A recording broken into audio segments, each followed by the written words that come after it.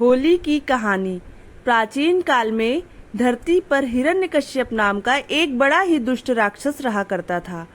उसने कई वर्षों तक ब्रह्मा जी की कठिन तपस्या करके वरदान मांगा कि ना कोई उसे दिन में मार सके, ना ही रात में, ना कोई मनुष्य मार सके और ना ही कोई जानवर, ना देव ना दानव, ना कोई शस्त्र से मार सके, ना अस्त्र से, ना पृथ्वी पर मार सके और ना ही कोई आसमान पर मार सके। ईश्वर से ऐसा वरदान पाने के बाद हिरण्यकश्यप खुद को अमर समझने लगता है। उसने अपने राज्य में चारों तरफ हाहाकार मचा दिया। उसने कहा कि अब कोई भी भगवान की पूजा नहीं करेगा, अब से सब मेरी यानी हिरण्यकश्यप की पूजा करेंगे। लोग डर के मारे हिरण्यकश्यप की पूजा करने लगे। लेकिन एक दिन हिरण्यकश्यप को अपने ही महल से भगवान विष्णु की पूजा अर्चना सुनाई देती है। हिरण्यकश्यप बड़ा हैरान हो जाता है कि भगवान विष्णु की पूजा कौन कर रहा है। तभी प्रहलाद को देखकर बड़ा आश्चर्यचकित हो जाता है कि उसका ही पुत्र प्रहलाद भगवान विष्णु की पूजा कर रहा है।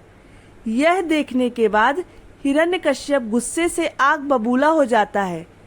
अपने पुत्र को समझाने का प्रयास करता है कि वह भगवान विष्णु को छोड़कर हिरण्यकश्यप की पूजा करे, क्योंकि वह उसके पिता है और भगवान भी।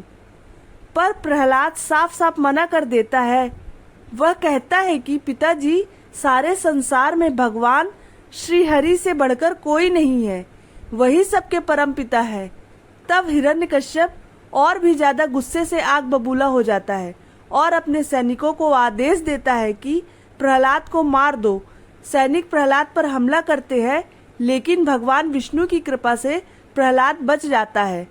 तो फिर हिरण्यकश्यप प्रहलाद को जहरीले सांपों के बीच छोड़ देता है, लेकिन भगवान विष्णु की कृपा से सांप भी प्रहलाद को बिना कुछ किए चले जाते हैं। अंत में हिरण्यकश्यप सैनिकों से कहता है कि प्रहलाद को पागल हाथी के सामने छोड़ दो, पागल हाथी खुद प्रहलाद को मार देंगे। लेकिन जैसे ही पागल हाथी के सामने प्रहलाद को छोड़ा जाता है, वह हाथी भी ठीक हो जाता है और प्रहलाद को अपनी सूंड से उठाकर अपनी पीठ पर बैठा लेता है। हिरण्यकश्यप उदास होकर अपने कक्ष में बैठा होता है। तभी उसकी बहन होलिका आती है और अपने भाई के उदास होने का कारण पूछती है। हिरण्यकश्यप उसे सभी बात बताता है। तभी होलिका हंसते हुए कहती है कि भैया, बस इतनी सी बात।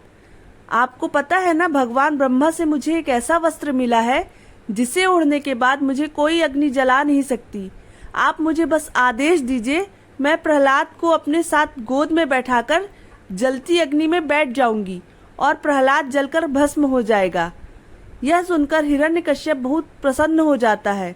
अगले ही दिन होलिका जैसे ही प्रहलाद को अपनी गोद में बैठाकर चिता में बैठती है, तो कुछ ही देर बाद वह जादुई कपड़ा भगवान विष्णु की कृपा से होलिका के ऊपर से हटकर प्रहलाद के ऊपर आ जाता है और होलिका जलकर राख हो जाती है और प्रहलाद सुरक्षित वापस आ जाता है।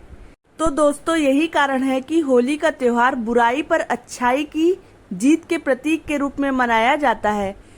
होलिका दहन के दिन एक पवित्र अग्नि जलाई जाती है, जिसमें सभी तरह की बुराई, अहंकार, नकारात्मकता को जलाया जाता है और उसके अगले ही दिन हम अपने प्रियजनों को रंग लगाकर त्योहार की शुभकामनाएं देते हैं। आप सभी को भी होली की बहुत बहुत शुभकामनाएं। कहानी को लाइक एंड सब्सक्राइब कीजिए। धन्यवाद।